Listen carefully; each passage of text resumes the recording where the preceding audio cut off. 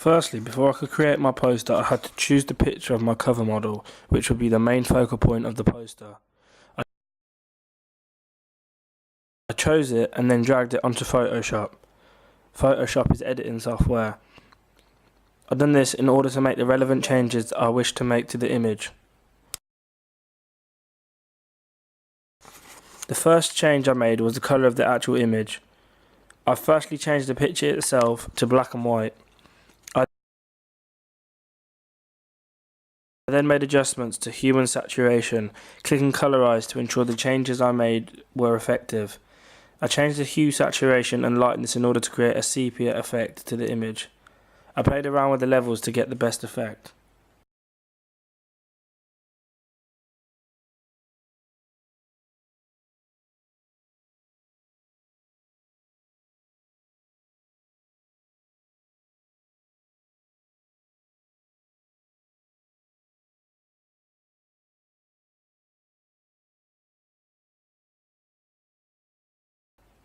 I then dragged an image of old parchment on top of the image. I resized it holding down shift the whole time to make it the same size as my image.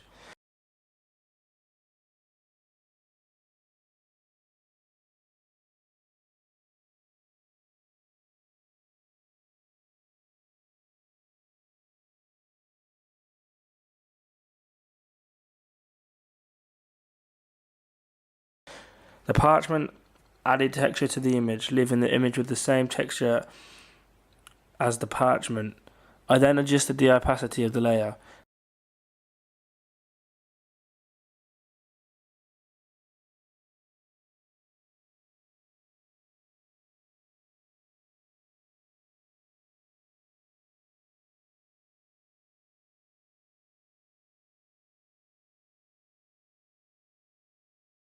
The next thing I done was duplicate the layer of parchment, pressing Command J.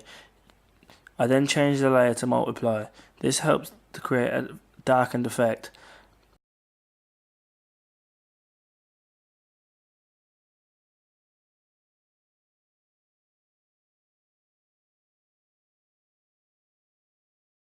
I then tweaked the opacity of the layer until I got the desired effect.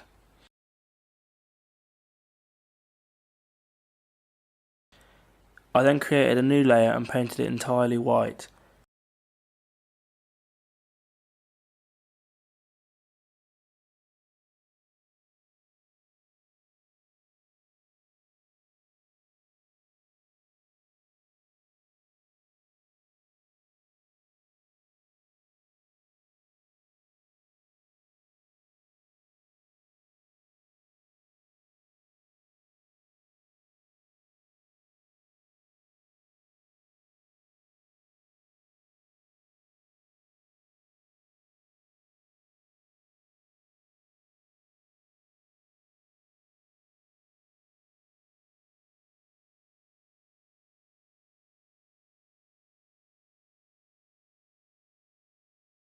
I then played around with the filters and grain, ensuring the grain was vertical, and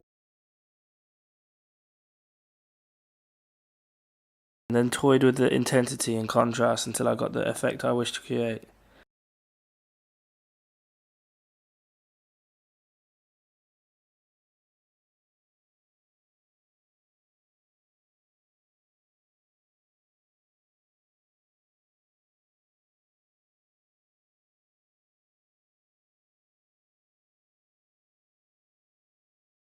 I then played with the fill and opacity until I got my desired effect. That is how I created the first part of my poster. The next few steps show the final stages of my poster.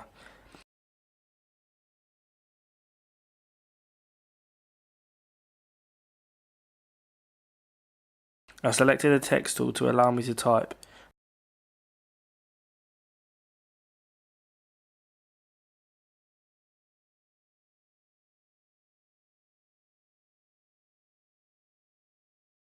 I chose my desired font and then typed my title.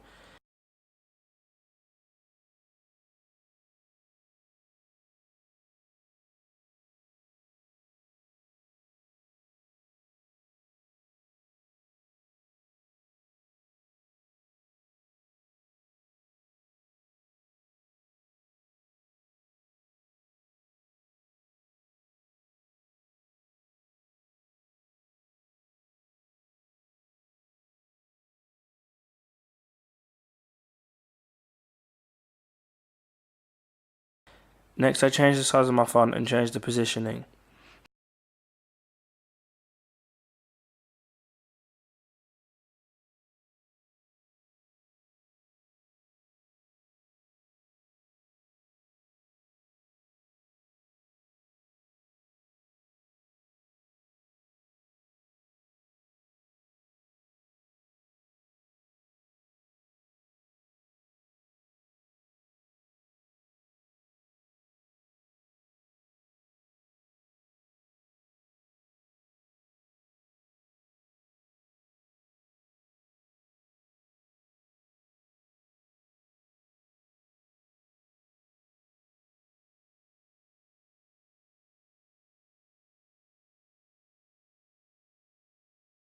The next thing I typed were the individual words underneath the abbreviated title. I followed the same steps as the previous text, however this time I added an effect called stroke, making the text further stand out. The next few steps were the same. This is my final poster.